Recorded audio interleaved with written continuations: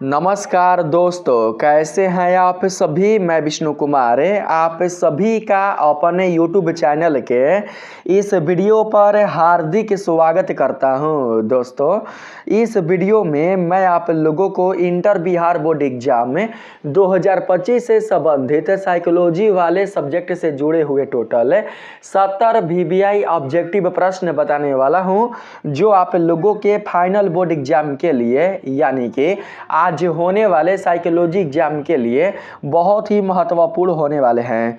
आज second sitting में आप लोगों का साइकोलॉजी का एग्जाम बिहार बोर्ड के तरफ से इंटरमीडिएट का होने वाला है। बिहार के जो भी बच्चे इंटरमीडिएट का साइकोलॉजी का एग्जाम बिहार बोर्ड से 2025 में देने वाले हैं, तो आप लोग इस वीडियो को ध्यान से देखिएगा।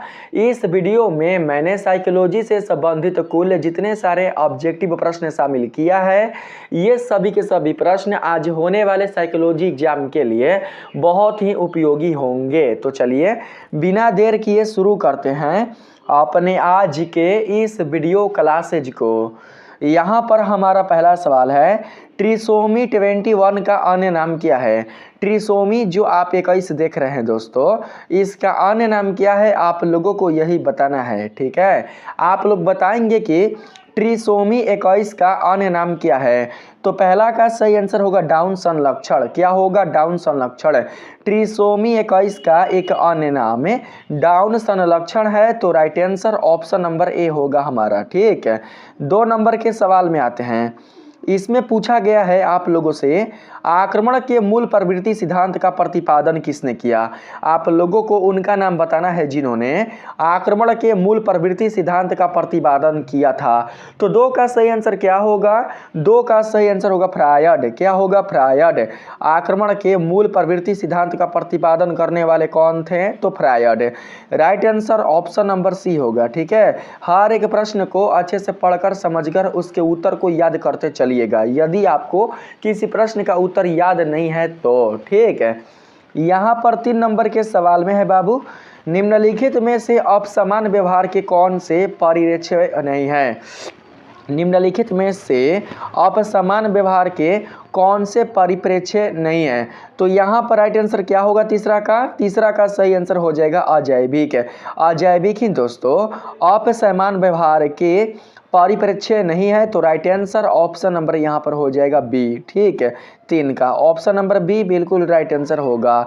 4 नंबर के सवाल में पूछा गया है, दुश्चिंतित व्यक्ति में कौन से लक्षण पाए जाते हैं। दुश्चिंतित व्यक्ति में कौन से लक्षण पाए जाते हैं बताएंगे। दुश्चिंतित व्यक्ति में कौन से लक्षण पाए जाते हैं?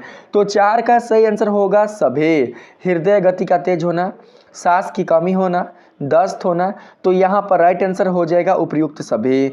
ऑप्शन नंबर डी बिल्कुल राइट आंसर होगा 4 का। ठीक है, 5 नंबर के सवाल में पूछा गया है, उत्तर अभिघातज दबाव विकार का लक्षण होते हैं।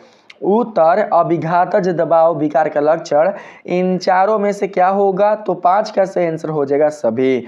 एकाग्रता में कमी, बार बार आने वाले स्वप्न, सांवेगिक शून्यता का होना, उपयुक्त सभी, यानी कि ये तीनों ही हो जाएंगे। ठीक है, तो राइट आंसर 5 का ऑप्शन नंबर डी होगा। 5 का ऑप्शन नंबर डी बिल्कुल राइट आंसर होगा। 6 नंबर सवाल में है, असमान मनोवैज्ञानिक के आधुनिक युग के जनक कौन माने जाते हैं। आप लोगों को उस मनोवैज्ञानिक का नाम बताना है दोस्तों जो कि असमान मनोविज्ञान के आधुनिक युग के जनक माने जाते हैं। तो 6 का सही आंसर यहाँ पर हो जाएगा सिगमंड फ्रायड। क्या होगा? Sigmund Freud. सिगमंड फ्रायड ही दोस्तों असमान मनोविज्ञान के आधुनिक युग के जनक माने जाते हैं। तो सही आंसर हमारा ऑप्शन नंबर ए होगा। 7 नंबर के सवाल में है, मनोविदालिता पद का प्रयोग सबसे पहले किसने किया था। मनोविदालिता पद का प्रयोग करने वाले सबसे पहले कौन थे? आप लोग यहाँ पर बताइएगा। ऑप्शन आपके सामने है, बताएंगे कि 7 में आने वाला सही ऑप्शन क्या होगा। दोस्तों 7 का जो पहला का सही ऑप्शन नहीं, पहला का नहीं होगा, 7 का जो सही ऑप्शन होगा वो पहला ही होगा। हाँ, पहला ही होगा। यहाँ पर right answer option number A होगा, पॉलीयूलर। क्या होगा? पॉलीयूलर। यहाँ पर राइट ऑप्शन ऑप्शन नंबर ए हो जाएगा। ठीक है, मनोविदालिता पद का प्रयोग सबसे पहले पॉलीयूलर ने किया था, तो right answer option number A होगा। याद रखिएगा, पॉलीयूलर। यहाँ पर 8 नंबर के सवाल में है, निम्नांकित में कौन सा दुश्चिंता विकार नहीं है? निम्नांकित में कौन सा दुश्चिंता विकार नहीं है? आप लोग बताएंगे। दुर्भीति विकार, आतंक विकार, मनोप्रभावित बाध्यता विकार या फिर मनोविच्छेदी आत्मविस्मृति। यहाँ पर सही आंसर क्या होगा? सही आंसर 8 का क्या होगा? 8 का सही आंसर होगा मनोविच्छेदी आत्मविस्मृति। Right answer option number D होगा, मनोविच्छेदी आत्मविस्मृति। यहाँ पर सही आंसर ऑप्शन नंबर डी हो जाएगा हमारा। 9 नंबर के सवाल में आते हैं दोस्तों। इसमें पूछा गया है मानसिक बीमारी के वर्गीकरण की अत्यंत नवीनतम पद्धति क्या है? मानसिक बीमारी के वर्गीकरण की अत्यंत नवीनतम जो पद्धति है आप लोगों का वो क्या है? आप लोग बताएंगे। DSM-4 है, ICD-10 है, DSM-4-TR है या फिर इनमें से सभी। तो 9 का सही आंसर होगा DSM-4। क्या होगा? DSM-4। DSM-4 ही दोस्तों मानसिक बीमारी के वर्गीकरण की अत्यंत नवीनतम पद्धति है। तो सही आंसर ऑप्शन नंबर ए होगा हमारा। 10 नंबर के सवाल में है छवि निर्माण के कितने पक्ष है? छवि निर्माण के कितने पक्ष होते हैं? छवि निर्माण के टोटल 4 पक्ष होते हैं। कितने? 4। यहाँ पर आप लोग बाबू याद रखेंगे, छवि निर्माण के टोटल 4 पक्ष होते हैं। यह प्रश्न बहुत ही इंपॉर्टेंट है दोस्तों, इसलिए आप लोग इसके उत्तर को याद कर लीजिएगा, ठीक है। छवि निर्माण के कितने पक्ष? तो 4 पक्ष। सही आंसर होगा 10 का ऑप्शन नंबर बी। यहाँ पर 11 नंबर के सवाल में पूछा गया है आधुनिक चिकित्सा शास्त्र का जनक किसे माना जाता है? आधुनिक चिकित्सा शास्त्र का जनक किसे माना जाता है? बताएंगे आप लोग बाबू। हिपोक्रेटस को, फ्रायड को, मैस्लो को या फिर रोजर्स को। 11 का सही आंसर होगा दोस्तों फ्रायड। फ्रायड को ही माना जाता है। आधुनिक चिकित्सा शास्त्र का जनक किसे माना जाता है? तो फ्रायड को। आधुनिक चिकित्सा शास्त्र का जनक कौन है? तो Freud. Right answer option number B होगा हमारा। 12 नंबर के सवाल में कहा गया है सामूहिक अचेतन के विषय को क्या कहा जाता है? सामूहिक अचेतन का जो विषय होता है बाबू उसे क्या कहा जाता है? आप लोग बताएंगे। सामूहिक अचेतन के विषय को कहा जाता है क्या? तो दोस्तों कहा जाता है मनोग्रथी। क्या कहा जाता है? मनोग्रथी। Right answer option number A होगा, मनोग्रथी कहा जाता है। 13 नंबर के सवाल में कहा गया है व्यवहार चिकित्सा किस सिद्धांत पर आधारित है? आप सभी बाबू उस सिद्धांत का नाम बताएंगे जिस पर व्यवहार चिकित्सा आधारित है। यहाँ पर राइट ऑप्शन क्या होगा? आप लोग बताइएगा। अधिगम सिद्धांत, अभिप्रेरणा सिद्धांत, प्रत्यक्षण सिद्धांत या फिर विस्मरण सिद्धांत। 13 का यहाँ पर सही आंसर क्या होगा? 13 का यहाँ पर सही आंसर होगा प्रत्यक्ष क्षण सिद्धांत। Right answer option number C होगा, ठीक है। 13 का right answer option number C हो जाएगा हमारा। 14 नंबर के सवाल में है योग एक है। योग एक क्या है बाबू? बताएंगे। योग एक है, योग एक क्या है? आघात चिकित्सा, वैकल्पिक चिकित्सा या फिर आघात चिकित्सा और वैकल्पिक चिकित्सा, दोनों इनमें से कोई नहीं। तो 14 का राइट आंसर यहाँ पर हो जाएगा वैकल्पिक चिकित्सा। योग एक प्रकार का वैकल्पिक चिकित्सा है, तो यहाँ पर right answer option number B होगा, ठीक है। जब कोई रोग दवा से ठीक नहीं होता तो वहाँ पर जो डॉक्टर होता है, जो चिकित्सक होते हैं, वो योग का ही संदेश देते हैं। तो सही आंसर बाबू हो जाएगा ऑप्शन नंबर बी, ठीक है। 15 नंबर के सवाल में आते हैं। इसमें पूछा गया है मनोविदलता के चिकित्सा के संबंध में सर्वप्रथम किस चिकित्सक ने अध्ययन किया? मनोविदलता की चिकित्सा के संबंध में सर्वप्रथम अध्ययन करने वाले कौन चिकित्सक थे? आप लोग उस चिकित्सक का नाम बताएंगे। तो यहाँ पर 15 का सही आंसर हो जाएगा ब्यूलर। क्या होगा? बलुलर। बलुलर होगा, ठीक है, बलुलर होगा। बलुलर नाम के जो चिकित्सक थे दोस्तों, उन्होंने ही सर्वप्रथम मनोविदलता की चिकित्सा के संबंध में अध्ययन किया था। तो right answer option number C होगा। यहाँ पर 16 नंबर के सवाल में है निम्नलिखित में कौन औपचारिक समूह का उदाहरण है? परिवार है, जाति है, विश्वविद्यालय है या फिर धर्म है? आप लोग बताएंगे बाबू इनमें से कौन सा औपचारिक समूह का उदाहरण है? तो 16 का यहाँ पर राइट आंसर होगा धर्म। धर्म ही बाबू औपचारिक समूह का उदाहरण है। तो सही आंसर ऑप्शन नंबर डी हो जाएगा। 17 नंबर के सवाल में कहा गया है समूह चिंतन का आविष्कार किसने किया। समूह चिंतन का आविष्कार करने वाले कौन थे। इरविंग जोनिस थे, इरविंग जेनिस थे, सैलोबी थे, जे.एम. ओझा थे या फिर वलास थे। कौन थे आप लोग बताएंगे। 17 का करेक्ट आंसर हो जाएगा दोस्तों इरविंग जेनिस। क्या होगा Irving Janis. Right answer option number A होगा। समूह चिंतन का आविष्कारक इरविंग जेनिस थे तो right answer option number A होगा हमारा। 18 नंबर के सवाल में कहा गया है सामाजिक प्रभाव की कौन सी प्रक्रिया इनमें से नहीं है। आप लोगों को उस प्रक्रिया का नाम बताना है बाबू जो कि सामाजिक प्रभाव से बिल्कुल भी जुड़ी हुई नहीं है। तो यहाँ पर हमारा राइट आंसर क्या होगा। यहाँ पर राइट आंसर होगा सामाजिक सर्मावनयन। क्या होगा सामाजिक सर्मावनयन। Right answer option number D हो जाएगा हमारा। 19 नंबर के सवाल में कहा गया है उच्चतम संगठित समूह कौन सा है। उच्चतम संगठित समूह इन चारों में से कौन है बताएंगे। देश है, परिवार है, सेना है या फिर औद्योगिक संगठन है। हर एक प्रश्न आप लोगों के लिए बहुत ही दोस्तों इंपॉर्टेंट है। ठीक है, किसी भी प्रश्न को आप लोग बिल्कुल भी इग्नोर नहीं कीजिएगा, नहीं तो दोस्तों आज होने वाले साइकोलॉजी एग्जाम में आप लोगों को पछताना पड़ सकता है। इसलिए हर एक प्रश्न को अच्छे से समझिएगा और यदि उसका उत्तर याद आप लोगों को ना हो तो आप लोग जरूर से उसके उत्तर को याद कर लीजिएगा। यहाँ पर 19 सवाल है उच्चतम संगठित समूह कौन सा है तो 19 के लिए राइट आंसर होगा देश। देश ही दोस्तों उच्चतम संगठित समूह है तो right answer option number A होगा। ठीक है, 20 नंबर के सवाल में पूछा गया है भारतीय परिप्रेक्ष्य में निर्धन किसे कहेंगे। भारतीय परिप्रेक्ष्य में निर्धन किसे कहा जाता है जी। आमदनी कम एवं जीवन अपर्याप्त हो, आमदनी अधिक हो पर आवश्यकता कम हो, आमदनी और आवश्यकता दोनों अधिक हो या फिर इनमें से कोई नहीं। 20 का सही आंसर क्या होगा। 20 का सही आंसर हो जाएगा आमदनी कम एवं जीवन अपर्याप्त हो। आमदनी कम एवं जीवन अपर्याप्त हो। Right answer option number A होगा। ठीक है, भारतीय परिप्रेक्ष्य में निर्धन दोस्तों उसी को कहा जाता है जिसका आमदनी कम और जीवन अपर्याप्त होता है। तो राइट आंसर यहाँ पर होगा ऑप्शन नंबर ए। ठीक है, आइए यहाँ पर हम लोग 21 नंबर के सवाल में आते हैं। देखिए बाबू इसमें पूछा गया है किस वैज्ञानिक ने कुंठा आक्रामकता सिद्धांत का परीक्षण करने के लिए अध्ययन किया। आप सभी को उस मनोवैज्ञानिक का नाम बताना है जिन्होंने कुंठा आक्रामकता सिद्धांत का परीक्षण किया था। दोस्तों यहाँ पर 21 के लिए राइट आंसर क्या होगा। परीक्षण के लिए अध्ययन किया था। सही आंसर 21 का आप लोग सही आंसर बताएंगे। यहाँ पर 21 का सही आंसर हो जाएगा जॉन डोलार्ड। क्या होगा जॉन डोलार्ड। यहाँ पर राइट आंसर होगा ऑप्शन नंबर ए। दोस्तों यहाँ पर जॉन लिखा गया है जॉन होगा जॉन ना जॉन डोलार्ड होगा जॉन डोलार्ड।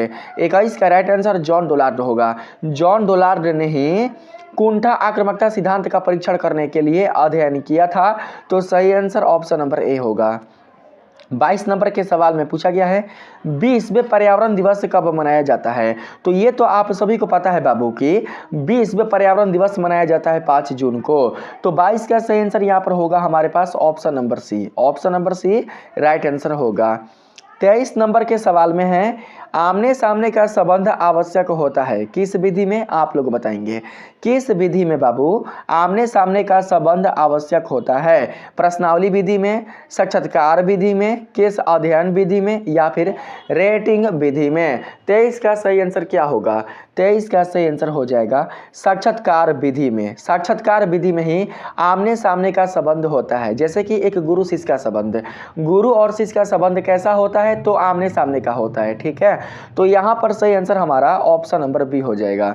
24 नंबर के सवाल में आते हैं। देखिए इसमें पूछा गया है एक प्रभावी मनोवैज्ञानिक बनने के लिए, एक प्रभावी मनोवैज्ञानिक बनने के लिए किस तरह के कौशल की जरूरत होती है। आप लोगों को उस कौशल का नाम बताना है जिसकी सहायता से आप लोग एक प्रभावी मनोवैज्ञानिक बन सकते हैं। तो 24 के लिए सही आंसर यहाँ पर हो जाएगा हमारा दोस्तों प्रेक्षणात्मक कौशल। कौन सा कौशल। प्रेक्षणात्मक कौशल। अगर आपके पास प्रेक्षणात्मक कौशल है तो आप लोग एक प्रभावी मनोवैज्ञानिक बन सकते हैं। तो 24 का सही आंसर होगा ऑप्शन नंबर बी। ठीक है, ऑप्शन नंबर बी 24 का राइट आंसर होगा। 25 नंबर के सवाल में पूछा गया है किस कौशल को 3 भागों में विभाजित किया गया है। सामान्य कौशल को, आधारभूत कौशल को, विशिष्ट कौशल को या फिर परामर्श कौशल को। आप लोगों को उस कौशल का नाम बताना है जिसे 3 भागों में विभाजित किया गया है। तो 25 का यहाँ पर राइट आंसर हो जाएगा आधारभूत कौशल को। दोस्तों आधारभूत कौशल को ही क्रमशः 3 भागों में विभाजित किया गया है। तो राइट आंसर हमारा ऑप्शन नंबर बी होगा। ठीक है, आप लोग बिल्कुल भी भूलिएगा नहीं। 26 नंबर के सवाल में पूछा गया है मन स्नायु विकृति के रचनाकार कौन है। मन स्नायु विकृति के रचनाकार कौन है जी। फिशर हैं, कोलमैन है, मेयर है या फिर रोगन ग्रेगरी है। तो 26 का सही आंसर यहाँ पर हो जाएगा फिशर। फिशर ही बाबू मन स्नायु विकृति के रचनाकार है, रचयिता है। तो right answer option number A होगा हमारा।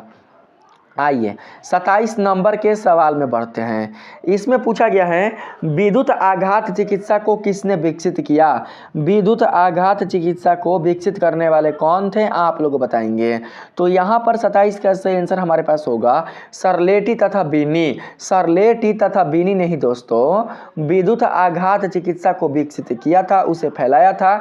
तो यहाँ पर सही आंसर ऑप्शन नंबर सी होगा।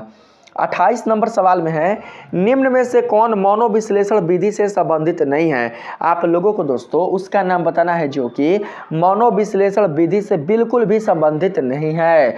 यहाँ पर सही आंसर आप लोग बताएंगे मुक्त साहचर्य होगा या फिर सकारात्मक प्रबलन और टोकन इकोनॉमी होगा या फिर स्वप्न विश्लेषण होगा या फिर स्थानांतरण की अवस्था होगा। इन चारों में से कौन होगा बताएंगे। तो इन चारों में से जो सही आंसर होगा वो होगा स्वप्न विश्लेषण। क्या होगा, स्वप्न विश्लेषण। 28 का राइट आंसर होगा बाबू ऑप्शन नंबर सी। स्वप्न विश्लेषण ही मनोविश्लेषण विधि से संबंधित नहीं है। तो right answer option number C होगा। 29 नंबर सवाल में कहा गया है मनोवृत्ति परिवर्तन प्रक्रिया में संतुलन या POX का समप्रत्यय किसने प्रस्तावित किया।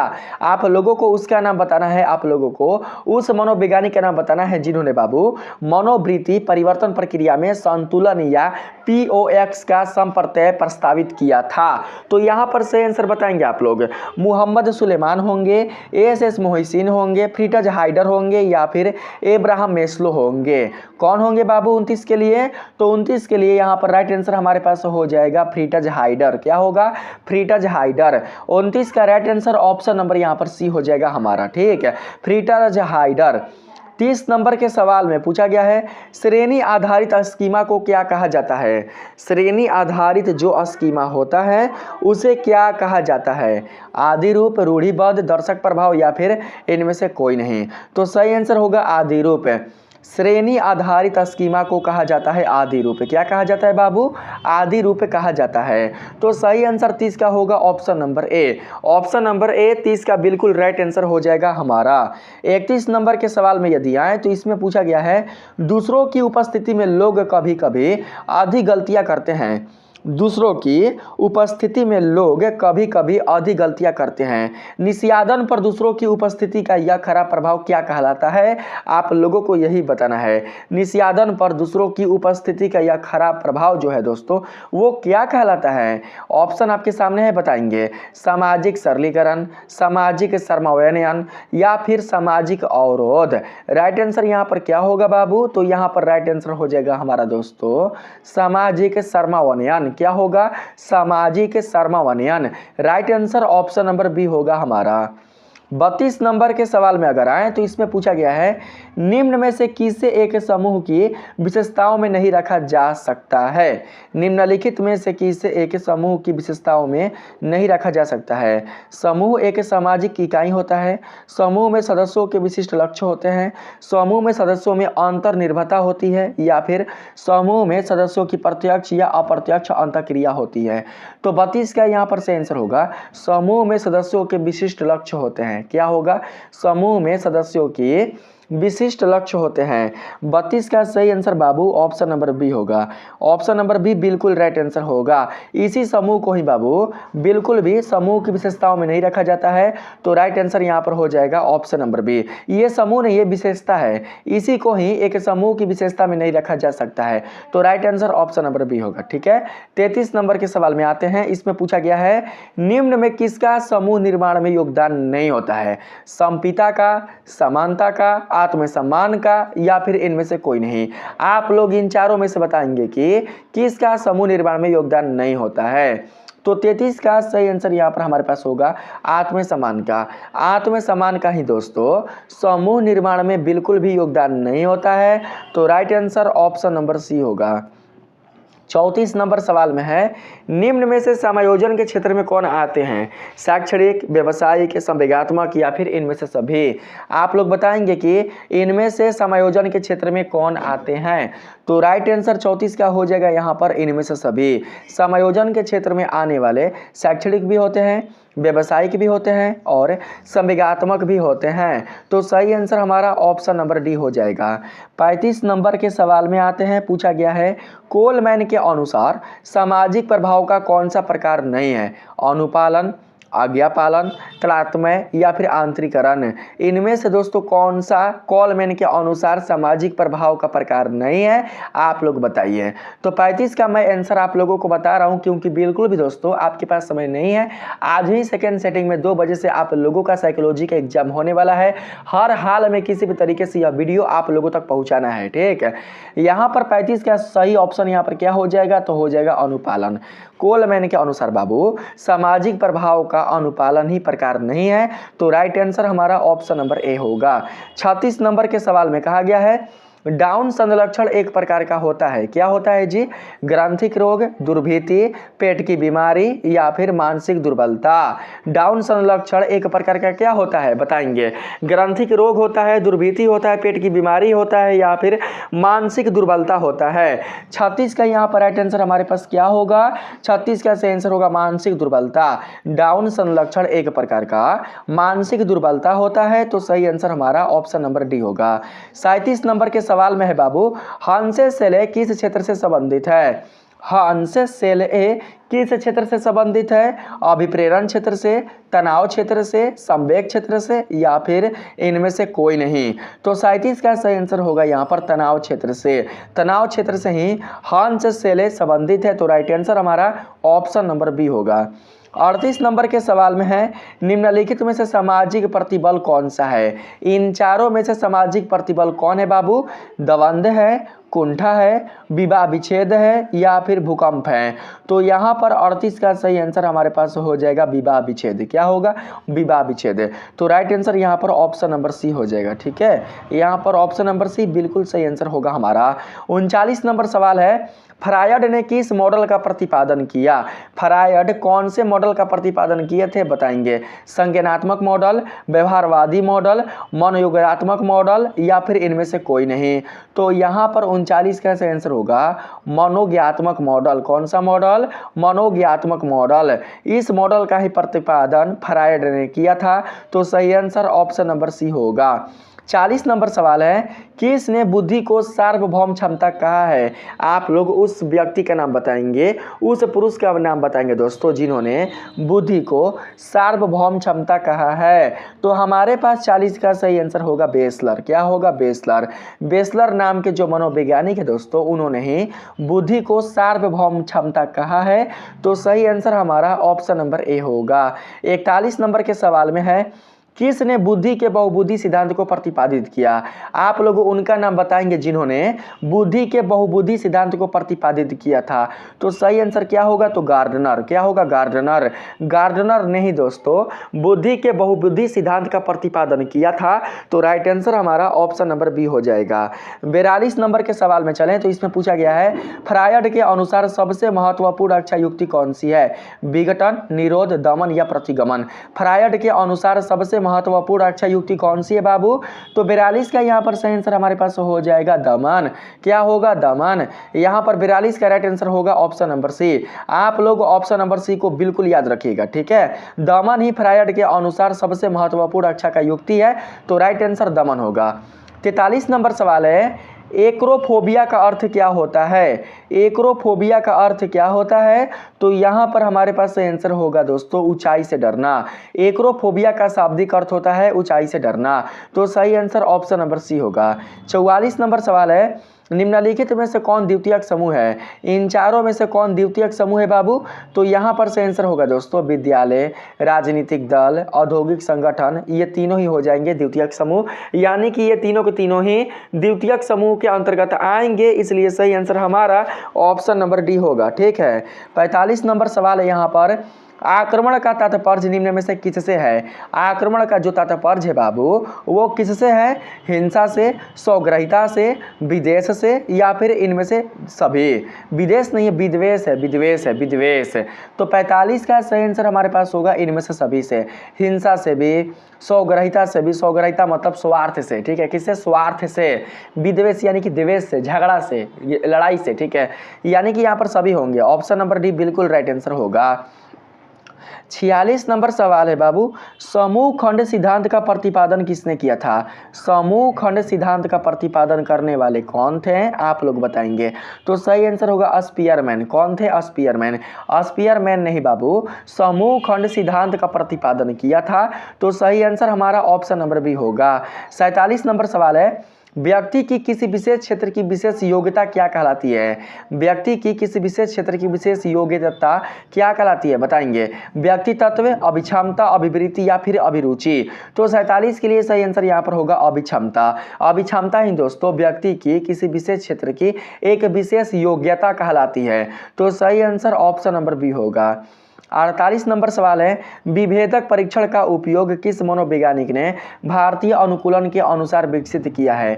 होरेस ने, बलास ने, जेपी गिलफोर्ड ने, या फिर जेएम ओझा ने? तो सही आंसर 48 का हमारे पास हो जाएगा बाबू जेएम ओझा ने। जेएम ओझा 48 का राइट आंसर होगा। 49 नंबर सवाल है, प्रतिभाशाली बालकों की सबसे बड़ी विशेषता क्या है? जो बालक प्रतिभाशाली होते हैं उनकी सबसे बड़ी विशेषता क्या होती है बाबू? तो उनकी सबसे बड़ी जो विशेषता होती है वो होती है सूझ। क्या होती है? सूझ। तो राइट आंसर यहां पर होगा ऑप्शन नंबर ए। सूझ का मतलब होता है समझने की क्षमता। ठीक है। 50 नंबर के सवाल में है, व्यक्ति तत्व का विश्लेषणात्मक सिद्धांत किसने प्रतिपादित किया? आप लोगों को उस मनोवैज्ञानिक का नाम बताना है जिन्होंने व्यक्ति तत्व का विश्लेषणात्मक सिद्धांत प्रतिपादित किया था। तो यहाँ पर 50 का सही आंसर हमारे पास होगा कार्ल यूंग। क्या होगा? Karl Jung. कार्ल यूंग ने ही व्यक्ति तत्व का विश्लेषणात्मक सिद्धांत प्रतिपादित किया था। तो राइट आंसर यहाँ पर ऑप्शन नंबर ए होगा। 51 नंबर के सवाल में चले तो इसमें पूछा गया है, किसने कहा जन्म क्रम व्यक्ति तत्व का निर्धारक है? आप लोग उस व्यक्ति का नाम बताएंगे जिन्होंने कहा था जन्म कर्म व्यक्ति तत्व का निर्धारक है। तो 51 का सही आंसर यहां पर हो जाएगा बाबू एडलर। क्या होगा? एडलर। एडलर ने ही कहा था कि जन्म कर्म व्यक्ति तत्व का निर्धारक है। तो सही आंसर ऑप्शन नंबर डी होगा। 52 नंबर सवाल में पूछा गया है, निम्नांकित में से कौन युंग के व्यक्ति तत्व प्रकार के अंतर्गत नहीं समझा जाता है? आप लोग बताएंगे यहाँ पर। ठीक है। बहिर्मुखी, एंडोमॉर्फी, अंतर्मुखी या फिर उभयमुखी? इन चारों में से 52 का सही आंसर हमारे पास होगा एंडोमॉर्फी। क्या होगा? Endomorphy. Right answer option number B होगा बाबू। यहाँ पर 53 नंबर के सवाल में है, सीखने के सूझ सिद्धांत के अनुसार प्राणी को सफलता कहाँ से मिलती है? सीखने के सूझ सिद्धांत के अनुसार प्राणी को सफलता कहां से मिलती है बाबू? संयोगवश, क्रमशः, एकाएक या फिर इनमें से कोई नहीं? तो 53 के लिए हमारे पास सही आंसर हो जाएगा दोस्तों क्रमशः, यानी कि धीरे धीरे। तो यहाँ पर सही आंसर होगा ऑप्शन नंबर बी। ठीक है। बिल्कुल भी एकाएक या फिर संयोगवश बिल्कुल भी दोस्तों प्राणी को सफलता नहीं मिलती है। अगर एकाएक या फिर संयोगवश सफलता मिल भी जाती है तो वो सफलता ज़्यादा दिन तक बिल्कुल भी चलती नहीं है। तो यहाँ पर सही आंसर क्या होगा? तो दोस्तों क्रमशः। ठीक है। यहाँ पर आते हैं 54 नंबर के सवाल में। इसमें पूछा गया है, एडलर के मनोवैज्ञानिक को क्या कहा जाता है? मनोवैज्ञानिक यानी कि मनोविज्ञान को। ठीक है। मनोवैज्ञानिक नहीं बोलेंगे, मनोविज्ञान बोलेंगे। मनोविज्ञानिक और मनोविज्ञान दोनों में बहुत ही अंतर होता है। यहाँ पर बताएंगे बाबू, एडलर के मनोविज्ञान को क्या कहा जाता है? एडलर के मनोविज्ञान को कहा जाता है दोस्तों मानवतावादी मनोविज्ञान। क्या कहा जाता है? मानवतावादी मनोविज्ञान। तो सही आंसर ऑप्शन नंबर सी होगा।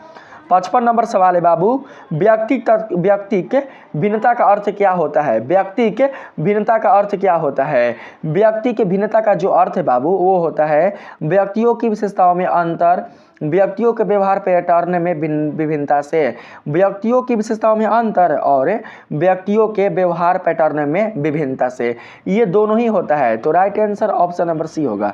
क्या होगा? Option number C. यहाँ पर ऑप्शन नंबर सी हमारा बिल्कुल सही आंसर होगा। आते हैं 56 नंबर के सवाल में। पूछा गया है निम्नांकित में से कौन वास्तविकता के नियम से निर्देशित होता है? उपाहम, पराहम, अहम या फिर इनमें से कोई नहीं। तो 56 का सही आंसर हमारे पास होगा बाबू अहम। क्या होगा? अहम। अहम ही वास्तविकता के नियम से निर्देशित होता है। तो सही आंसर ऑप्शन नंबर सी होगा। यहाँ पर 57 नंबर सवाल में कहा गया है फ्रायड के अनुसार मन के आक्रात्मक मॉडल कौन है? चेतन है, उपा है, अहम है या फिर पराहम है। तो सही आंसर हमारे पास हो जाएगा बाबू यहाँ पर आप लोगों का ऑप्शन नंबर बी, उपा है। क्या है? उपा है। Right answer option number B होगा। उपा ही फ्रायड के अनुसार मन के आक्रात्मक मॉडल है। तो सही आंसर ऑप्शन नंबर बी होगा। यहाँ पर 58 नंबर सवाल है पीएफ अध्ययन को किसने विकसित किया? पीएफ अध्ययन को विकसित करने वाले कौन थे? तो सही आंसर 58 का हो जाएगा बाबू रोजेनजीविग। यहाँ पर सही आंसर होगा Rosenzweig. Right answer option number A होगा।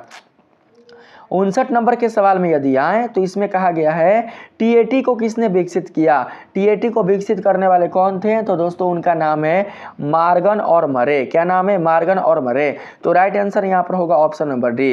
इन दोनों ने ही टीएटी को विकसित किया था। तो सही आंसर ऑप्शन नंबर डी होगा।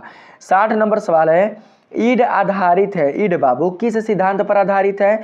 वास्तविकता के सिद्धांत पर, नैतिकता के सिद्धांत पर, सूखे पासा के सिद्धांत पर या फिर सामाजिकता के सिद्धांत पर। तो 60 का यहाँ पर राइट आंसर हमारे पास होगा सूखे पासा के सिद्धांत पर। किस सिद्धांत पर? सूखे पासा के सिद्धांत पर। सही आंसर ऑप्शन नंबर सी होगा हमारा। 61 नंबर के सवाल में है व्यक्ति तत्व के शील गुण के आधार पर किसने व्यक्तित्व को विभाजित किया? आप लोगों को उस मनोवैज्ञानिक का नाम बताना है बाबू जिन्होंने व्यक्तित्व के शील गुण के आधार पर एक सेकेंड, व्यक्तित्व के शील गुण के आधार पर व्यक्तित्व को विभाजित किया था। तो 61 का राइट आंसर यहाँ पर हो जाएगा सेल्डन। क्या होगा? सेल्डन। यहाँ पर right answer option number B होगा। 62 नंबर सवाल है टाइप ए एवं बी के व्यक्तित्व का प्रतिपादन किसने किया? टाइप ए एवं टाइप बी के व्यक्तित्व का प्रतिपादन करने वाले कौन थे? तो सही आंसर होगा फ्रीडमैन। क्या होगा? फ्रीडमैन। फ्रीडमैन ही बाबू टाइप ए एवं टाइप बी के व्यक्तित्व का प्रतिपादन किए थे। तो सही आंसर ऑप्शन नंबर ए होगा। 63 नंबर सवाल है किसने व्यक्ति को पूर्ण रूप से कार्यशील व्यक्ति माना है? किसने दोस्तों व्यक्ति को पूर्ण रूप से कार्यशील व्यक्ति माना है? तो हमारे पास सही आंसर यहाँ पर होगा कार्ल रोजर्स। क्या होगा? Carl Rogers. Right answer option number ए हो जाएगा हमारा। 64 नंबर के सवाल में है सामान्य अनुकूलन संलक्षण की तीसरी अवस्था का नाम क्या है? सामान्य अनुकूलन संलक्षण की तीसरी अवस्था का नाम क्या है बाबू? तो यहाँ पर 64 का सही आंसर होगा परिश्रांति अवस्था। क्या होगा? परिश्रांति अवस्था। तीसरी अवस्था का नाम है परिश्रांति अवस्था। सही आंसर ऑप्शन नंबर ए होगा। 65 नंबर सवाल में है यहाँ पर दबाव प्रतिरोधी व्यक्तित्व में कौन सी विशेषता नहीं पाई जाती है? दबाव प्रतिरोधी व्यक्तित्व में कौन सी विशेषता इन चारों में से नहीं पाई जाती है? तो 65 का सही आंसर यहाँ पर हो जाएगा बाबू हमारा नियंत्रण। नियंत्रण ही बिल्कुल भी दोस्तों दबाव प्रतिरोधी व्यक्तित्व में विशेषता नहीं पाई जाती है। तो सही आंसर ऑप्शन नंबर डी होगा। 66 नंबर के अगर सवाल में आए तो इसमें कहा गया है आक्रामकता का अध्ययन करने के लिए आप निम्नांकित में से किस विधि को सबसे अधिक उपयुक्त मानते हैं? अंत निरीक्षण विधि को, नियंत्रित निरीक्षण विधि को, प्राकृतिक निरीक्षण विधि को। तो सही आंसर यहाँ पर होगा बाबू अंतर निरीक्षण विधि को। किसको? अंतर निरीक्षण विधि को। तो राइट आंसर ऑप्शन नंबर ए हो जाएगा हमारा। 67 नंबर के सवाल में है व्यक्तियों में शारीरिक बीमारियों में कितने प्रतिशत तक दबाव की भूमिका महत्वपूर्ण है? व्यक्तियों में शारीरिक बीमारियों में कितने प्रतिशत तक दबाव की भूमिका महत्वपूर्ण है बाबू? तो 67 के यहाँ पर से आंसर हो जाएगा 50 से 70% है। कितना? 50 से 70% है। Right answer option number D होगा। 68 नंबर के सवाल में है सामान्य अनुकूलन समलक्षण में कितनी अवस्थाएं पाई जाती है? तो यहाँ पर सही आंसर हो जाएगा दोस्तों क्या? तो 3 अवस्थाएं। ठीक है, ऑप्शन नंबर ए बिल्कुल राइट आंसर होगा हमारा। 69 नंबर के सवाल में है आवश्यकताओं में अभिप्रेरकों के लक्ष्य प्राप्ति में बाधा और अवरोध होने से क्या उत्पन्न होता है? आंतरिक दबाव, कुंठा, देवेंद्र या फिर इनमें से कोई नहीं? तो सही आंसर होगा कुंठा। कुंठा उत्पन्न होता है। राइट आंसर बाबू ऑप्शन नंबर बी हो जाएगा। आते हैं इस वीडियो के लास्ट प्रश्न में। इसमें बोला गया है बाबू कौन सी क्रिया जीवन शैली में व्यापक रूप से लोकप्रिय अनुमोदन प्राप्त करने जैसा परिवर्तन लाती है? आप लोग उस क्रिया का नाम बताएंगे बाबू जो कि जीवन शैली में व्यापक रूप से लोकप्रिय अनुमोदन प्राप्त करने जैसा परिवर्तन लाती है। तो सही आंसर यहां पर होगा व्यायाम। क्या होगा? व्यायाम। तो right answer option number C होगा। इस वीडियो में मैंने आप लोगों के साइकोलॉजी वाले सब्जेक्ट से जुड़े हुए टोटल 70 VVI ऑब्जेक्टिव प्रश्नों का सॉल्यूशन करा दिया है। मुझे पता है दोस्तों कि आप लोगों को इस वीडियो के माध्यम से आप लोगों का होने वाला जो साइकोलॉजी का एग्जाम है उसके लिए बहुत ही ज्यादा हेल्प मिला होगा। अगर यह वीडियो अच्छा लगा है, आप लोगों को अगर थोड़ा भी हेल्प मिला है तो आप लोग इस वीडियो को एक लाइक जरूर से कीजिएगा। चैनल को अभी तक अगर आपने सब्सक्राइब नहीं किया है तो चैनल को जरूर से सब्सक्राइब कर लीजिएगा। एक वीडियो मैं और लेकर आ रहा हूं दोस्तों साइकोलॉजी से संबंधित, उस वीडियो को भी देख लीजिएगा। उस वीडियो में आने वाले कुल जितने सारे ऑब्जेक्टिव प्रश्न होंगे उसे भी दोस्तों एग्जाम सेंटर तक जाते जाते आप लोग पढ़कर समझ लीजिएगा। ठीक है, मिलते हैं उस वीडियो में। तब तक के लिए आप सभी को मेरे तरफ से खूब सारी हार्दिक शुभकामनाएं आपके साइकोलॉजी वाले एग्जाम के लिए। धन्यवाद।